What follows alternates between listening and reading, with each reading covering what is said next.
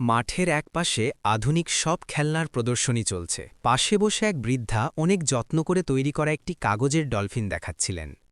ওরে বুড়ি, এই কাগজের পুতুল নিয়ে এসেছিস রোবটের সাথে পাল্লা দিতে? এই কম্পিটিশনে তো আমিই জিতব। বাবা, এটা কাগজের হলেও আমি অনেক শখ করে বানিয়েছি। যুবকটি রাগে দাদিকে ধাক্কা দিয়ে সরিয়ে দেয় এবং দাদির নৌকাটি দুমড়ে মুচড়ে ফেলে চলে যায়। দাদি নদীর ধারে বসে কাঁদছিলেন। ঠিক সেই সময়ে সেখান দিয়ে যাচ্ছিল এক তরুণ কারিগর। সে দাদিকে কাঁদতে দেখে থমকে দাঁড়ায়। দাদি, তুমি কাঁদছ কেন? কি হয়েছে তোমার? ওরা আমাকে ধাক্কা দিয়ে ফেলে দিয়েছে, আমার নৌকাটাও ভেঙে ফেলেছে।